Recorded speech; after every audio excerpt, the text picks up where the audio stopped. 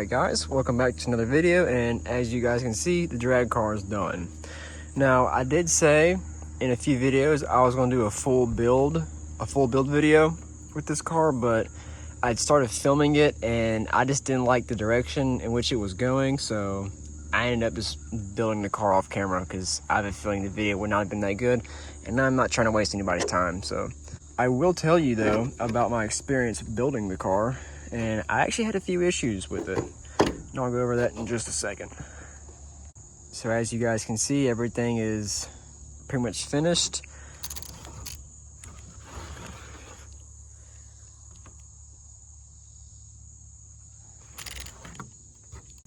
Alright, so the first problem I had was with this rear shock tower here. The little blue Exotech metal thing here that the shock tower mounts to, I had a really hard time getting these three bottom screws here, these three bottom ones, to thread into the metal back here. It's almost like they didn't machine it properly or something like that, but I managed to get the screws in. It was very, how do I describe it? It almost felt like I was cross-threading the screws while I was screwing it in, but that's the only way they could go in according to the instructions. But anyway, I got them in, and where they include, hold on, the camera quality is so bad. All right, there we go. If you guys can see, like right there, that little bolt right there is too long, and those are the bolts that came with the kit.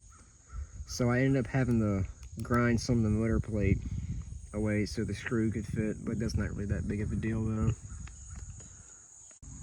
So the second issue I had was with these extended steering links that came with the kit. I had a really hard time getting them to thread onto the stock turnbuckles here, but I ended up getting them on, as you guys can see. But that was probably the hardest part of this build, was getting these steering links on. But other than that, the rest of the build actually went really smoothly. Everything bolted to the chassis perfectly. I didn't have any problems with the front towers. And yeah, everything just mounts up really good, except for the rear, like I just said. I had to grind the motor plate away a bit, but that's not too big of a deal. And if anything, it's actually weight reduction, so. And I also got this metal rear body mount, so the stock plastic one was really bad for flexing, so I ended up just putting metal on there so it couldn't flex. The tires I got, so these are the same tires I've been running. They're still in good shape, so I'm not going to put the new ones on until these ones are obviously worn out. But the wheels here, these are the new wheels I got, and I'm actually glad I picked those up at my hobby shop. It was actually the last set they had because they clear the shocks. The old wheels I was running with the more positive offset, they would have 100% rubbed against these shocks.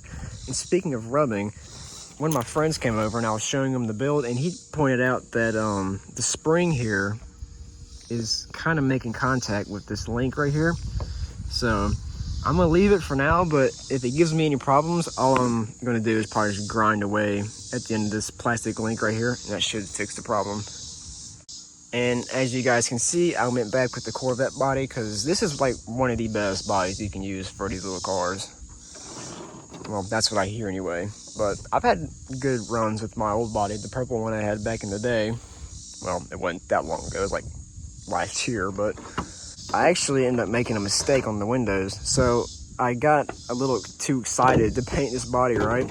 And I forgot to put the window mask on. So I put the first coat of paint on, and I realized my mistake, and I got some goof off, or goo gone, whatever it's called. It's in that little yellow bottle or container, and I used it to try and wipe some of the paint off the windows, and it kind of worked at first, but then it made the made the plastic get foggy. So now, so now it looks like the driver has been hotboxing in the car. So, but it's not that big of a deal. I mean, it is a race car. At the end of the day, it's going to get crashed and flipped, so I'm not too worried about it.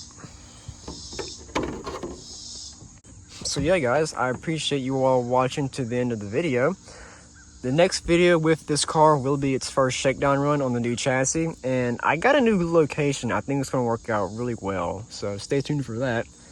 And yeah, I ain't got nothing else for y'all in this video. And I'll see you guys in the next one.